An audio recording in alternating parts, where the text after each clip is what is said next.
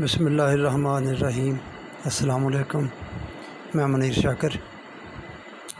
کچھ لوگوں کا یہ عقیدہ ہے، بلکہ بہت سارے لوگوں کا، کہ نبی اکرم صلی اللہ علیہ وآلہ وسلم کی جو حدیثیں ہیں، جو آپ کے قول ہیں، جو روایات ہیں، یہ بھی جبریل علیہ السلام لے کر آئے ہیں۔ تو یہ بات انہوں نے یہ اخذ کی ہے سورہ نجم کی آیت نمبر 3 اور 4 سے، اور نہیں بولتا وہ اپنی خواہش نفس سے۔ نہیں ہے یہ کلام مگر ایک وحی جو نازل کی جا رہی ہے، یعنی کہ نبی اکرم صلی اللہ علیہ وآلہ وسلم اپنی خواہش سے بولتے ہی نہیں ہیں۔ جب بھی بولیں گے یعنی کہ اللہ کے حکم سے ہوگا، اور یا وحی فرشتہ جبریل آئے گا تو آپ بولیں گے۔ تو یہ بات دراصل یہ تھی کہ جب یہ قرآن کے حوالے سے بات تھی کہ یہ قرآن کے بارے میں وہ کہتے تھے کہ یہ نبی نے اپنی طرف سے گھڑ لیا ہے، تو اس کے جواب میں اللہ تعالیٰ نے یہ فرمایا کہ یہ گھڑی ہوئی چیز نہیں ہے، یہ اللہ کا نازل کردہ ہے، تو یہ نبی اپنی خواہش سے نہیں بیان کر رہا، تو وہ بیان کر رہا ہے۔ اور آگے حکم ہے بلغ ما انزل الیک من ربک، پھیلا دے ہے نبی آگے، تو یہ نبی اپنی خواہش کے تابع نہیں یہ کام کر رہا۔ تو اس سے یہ عقیدہ انہوں نے اخذ کیا ہے۔ تو میں آپ کے سامنے ایک روایت رکھنا چاہتا ہوں اصل میں، تو وہ روایت ان کی اس سوچ کو کہ یہ جو ان کی یہ سوچ ہے کہ ہر وہی جو ہر حدیث جو ہے جو جبریل لے کر آتے ہیں، تو وہ اس سوچ کی یہ روایت نفی کرتی ہے۔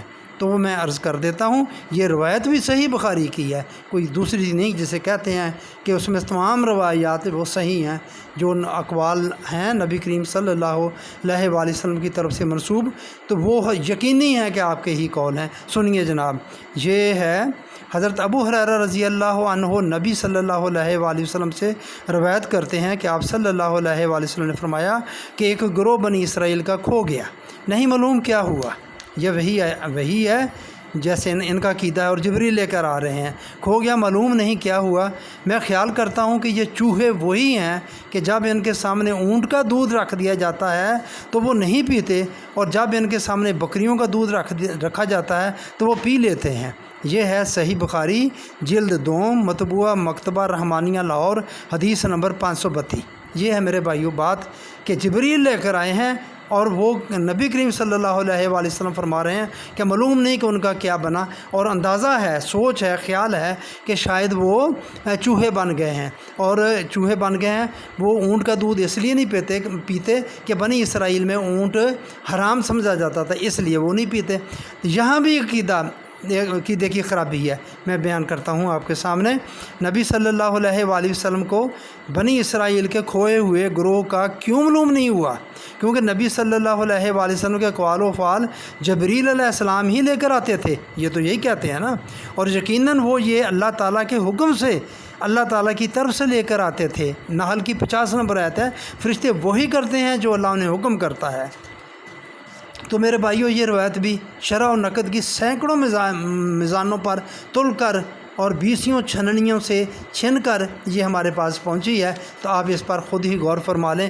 یہ جو بات ہے جو چوہے بن گئے ہیں، تو یہ بھی ایک عقیدہ چلا آ رہا ہے کہ بنی اسرائیل کی شکلیں بگڑ جاتی تھیں، وہ کوئی خنزیر بن گئے، کوئی بندر بن گئے، اور یہاں اس روایت میں ہے کہ وہ چوہے بن گئے، شاید ان کو چوہے بنا دیا۔ یہ بات بھی غلط ہے میرے بھائیوں، وہ ان کی ایسی خصلت پیدا ہو جاتی تھی، ایسے بد خصلت ہو جاتے تھے۔ سورہ اعراف میں ہے، اللہ تعالیٰ فرماتا ہے 179 نمبر آیت میں کہ وہ مائنڈ رکھتے ہیں، سوچتے نہیں، کان رکھتے ہیں، سنتے نہیں، آنکھیں رکھتے ہیں، دیکھتے نہیں، وہ جانور ہیں، بلکہ جانوروں سے بھی گئے گزرے۔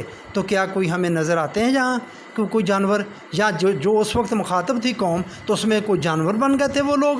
نہیں، وہ انسان ہی نظر آتے تھے سامنے، صاف ستھرے جس طرح کے انسان ہوتے ہیں اسی طرح کے نظر آتے تھے۔ اب بھی وہی ہیں، ہمیں کوئی الگ سے نظر نہیں آتی، لیکن اللہ فرما رہا ہے کہ جو ایسے ہیں، جو یہ سوچتے نہیں ہیں، غور نہیں کرتے، دیکھتے نہیں ہیں، عبرت نہیں پکڑتے، تو وہ جانور ہیں، بلکہ جانوروں سے بھی گئے گزرے۔ یہ میرے بھائیوں میں نے آپ کے سامنے رکھنا تھا کہ ہر روایت کو جب یہ کہتے ہیں کہ حدیث یہ جبریل ہی لے کر آئے، تو یہ روایت جو ہے، اس کی یہ خود روایت جو ہے بخاری شریف کی، یہ اس بات کی نفی کر رہی ہے۔